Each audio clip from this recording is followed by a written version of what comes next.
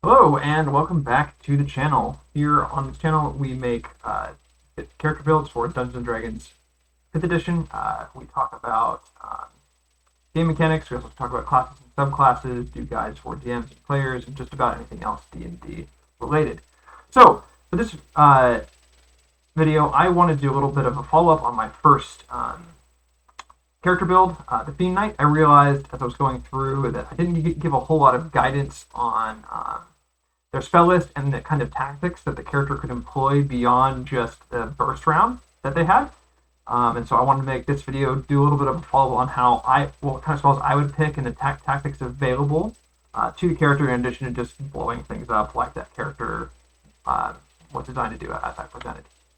Our agenda today, I'm going to just cover our spells and tactics as we level up. So level 2 through 6, 7 through 9, and 10 through 13, and 14 through 17. I'll try to go through this at a slow enough pace that I can kind of highlight when some of the interactions start to come online, but fast enough that it's not going to take 40 minutes like the whole guide did.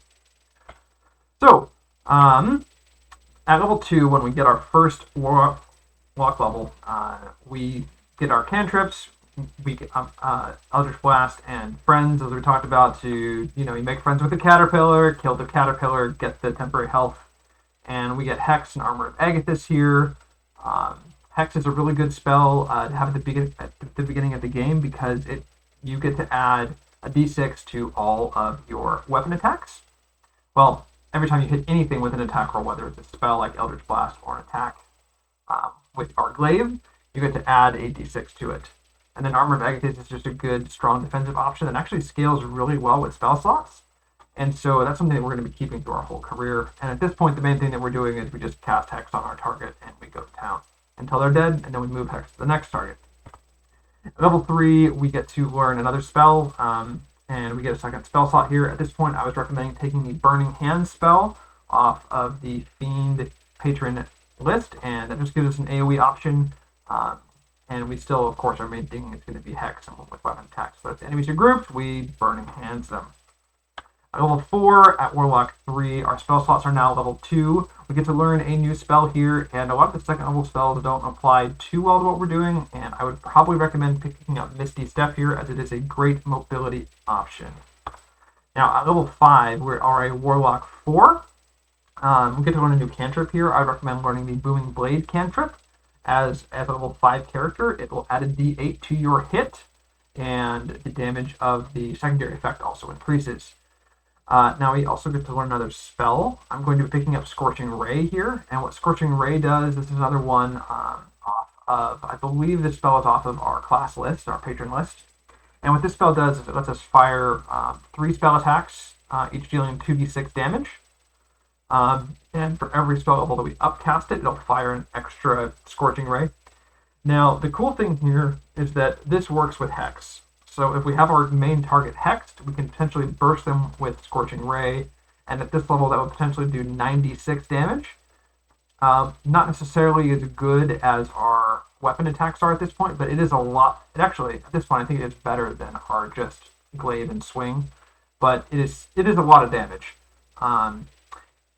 We do have the Great Weapon Master ability online at this point, so against a low AC target, just the swing of the cutting edge and the half of the glaive might end up doing more damage because of that plus 20. But we have a ranged burst option now between the Hex and Scorching Ray. And this is a combo I'm going to hold on to pretty much throughout the life of this character, even after Hex is gone. You don't have to do it, especially with given our limited spell slots, but it is an option to have in your back pocket. At level 6, we are a Warlock 5. This is when we get 3rd level spells. And we're taking Spirit Shroud, like I talked about in the main guide. That's going to be our kind of bread and butter attack rider. Let's just add a d8 to all of our attacks within 10 feet of us. Importantly, this does apply with Scorching Ray. So our Scorching Ray combo, we now stand close to them, fire the Scorching Rays. Given that it's level 3, each Scorching Ray, we get to fire 4 Scorching Rays, which would be 8d6 plus 4d8, which is actually more single target damage than a fireball, except for the fact that we have to roll 4 times to get it. And I'm also swapping out Burning Hands for Fireball here. Fireball is off of the patron list, and Fireball is a great AoE option. So we've improved our Burning Hands to do a much better Fireball at this point. Now at Warlock level 7 through 9, we get to skip straight to level 9 here because we grabbed fighter levels at level 7 and 8. So the only thing that's happened here is we get to learn another spell. And I am swapping out a spell here. As I recall, let's see, we are dropping... yes, we no longer need Hex. That's right. We no longer need Hex because Spirit Shroud is better. So we get to learn a new spell here and swap one out. So I would recommend, at this point, if it were me, I'd pick up Fly and Counterspell. Now, specifically, as a Warlock, we only have 2 spell slots, and they're very limited. By getting Fly and Counterspell here, gives us a very good flight option if we have to fight flying enemies, which can be one of the main weaknesses of this character. Enemies you can't hit in melee. Being able to fly will let us get there.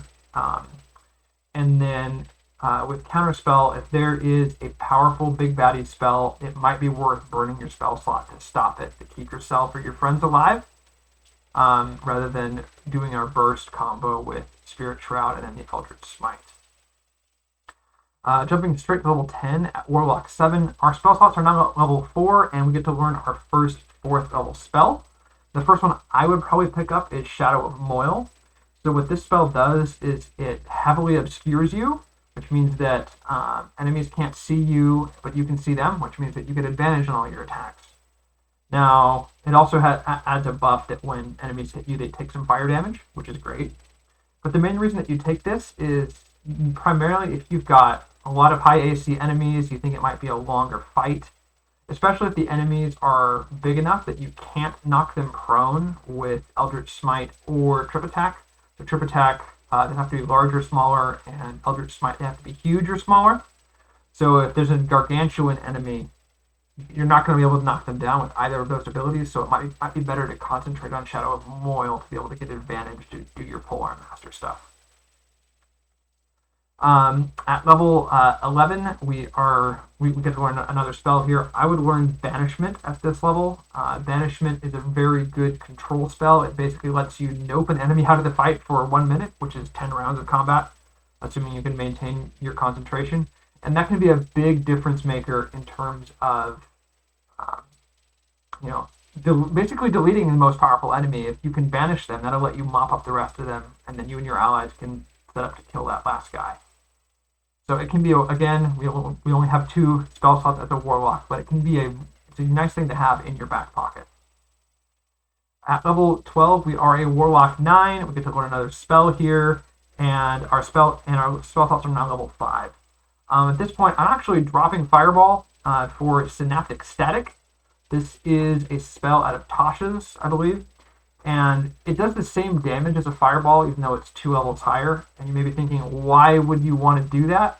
Well, Synaptic Static also applies a really powerful debuff to everybody it hits. And at this point, the difference between 10d6 and 8d6 on an area of effect spell is not really that much, because we would be upcasting Fireball at this point. And getting that control, I think especially for this character, would be more valuable than doing 7 extra points of damage. I would also take Dimension Door here as a spell that we are learning. It is a very good long-range utility teleport thing, and I would consider dropping Misty Step for it, except for the fact that Misty Step can be cast as a bonus action, which means that it is much more useful in combat. Dimension Door is just crazy in general, and it's a good spell. You don't have to take it, but I would. Also at this point, this is the max level our spell slots get, so Scorching Ray is going to fire 3 additional shots here at this point for a total of 6, which means that with our 5th level spells, Spirit Shroud would now add 2d8 to every hit. So each Scorching Ray would be doing 2d6 plus 2d8 damage, and we get 6 of them for a total of 12d6 and 12d8 damage. Again, that is actually really good burst. It is a lot. 12d6 is 42 average damage, 12d8 is 54. So that's a total of 96 average damage from that. you can actually potentially do a lot. Even it's a lot of attack rolls, to be fair. But you can potentially do a lot of damage with that, especially if you fire it like. Uh, it'll be hard to get advantage because when they're prone and you're within 5 feet, you have disadvantage on range attacks. So you can use that as a burst damage option. And again, I'm keeping this in our back pocket. If you don't want Scorching Ray at this point, feel free to drop it for something else that you like. At level 13, we're a Warlock 10, and you don't get to learn any new spells. You just get a new cantrip. Honestly, I would take some utility cantrip here, and I have no idea. The main bulk of our combat is established, and at this point, we're not really going to be doing anything special with that. But at level 14, we are a Warlock 11. We get to learn another spell. We also get our first Mystic Arcanum, and we get a third spell slot. And at this point, we have most of the spells that we want, aside from a very specific combo. So I would probably take Wall of Fire off of our patron list. This is a pretty darn good control area denial spell. And with our Mystic Arcanum, we get a 6th level spell. And again, there are a lot of really good options here. But I, in particular, would go for Mass Suggestion, as it lets us basically, we can almost completely nullify an entire combat encounter if we can put the right idea into our enemies' heads. And importantly, it also doesn't require concentration. So I think that's probably what I would get there. And the thing about the Mystic Arcanum is that it's not a 6th level spell slot, so we can't upcast anything that we already have. So you have to take the spells that are available at face value. At level 16, we are a Warlock 13. Did I just jump into... Oops. I went straight from 14 to 16 and skipped 12. Oh, I skipped 12 because you don't get any spells or learn any new spells. Like, you don't get any new spells at that level. You don't have to know anymore, and no more Mystic Arcanum. So at level 16, we get our second Mystic Arcanum at level 7, and we also get another spell. And at this point, I would learn Sickening Radiance, which is a 4th level spell. I believe it's out of Xanathar's. And we're going to pick up the Force Cage spell.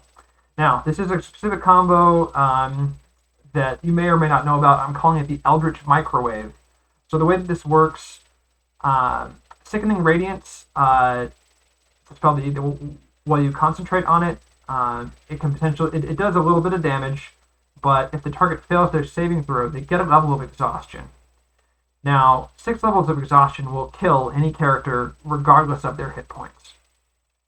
And so what you can do with this character, because we have 2 levels in Fighter, we can Action Surge and potentially cast 2 spells in the same turn. Now, Force Cage basically creates a cage. You can trap the enemy inside, and spells can't be cast into or out of the area, and there's basically no way to get out, and it doesn't require concentration. Now, the emphasis is that any spell that's already in the area gets to stay. So what we can do here is we can cast Sickening Radiance and then Action Surge Force Cage.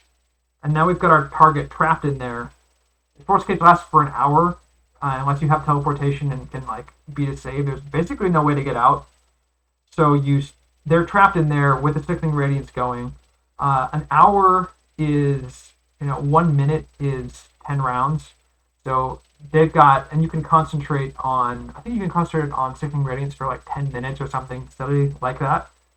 So 10 minutes is that's 100 rounds. So they basically, if they're not immune to exhaustion, you just trap them inside the Force Cage and you cook them and they die. So it's a really powerful combo. Again, another thing that's really nice to have in the back pocket of this build. And against any enemy that is not immune to exhaustion, the ones that are typically, it's going to be powerful undead or any undead in general, and constructs and that kind of thing. And if they can be exhausted, you can just pop this combo on them and they basically die. That's not a whole lot they can do about it. So we've got that in addition to our whole Hurl Through Hell combo and all that stuff that we get in the next level. So, thanks for watching. If you like the main video and this provides a little bit more context for some of the things they can do, great. I'm happy to make it. And yeah, I've got 3 more builds in the funnel. There's a fighter artificer build I'm working on, as well as a kind of a frontline tank damage per round cleric. And then a build I'm really excited about. You're basically the son of the thunder god, and you can deal out pretty massive lightning damage, among other things. So if there's any one of those in particular that you'd like to see for my next build, please let me know in the comments. And yeah, thank you for watching, and I will see you next time.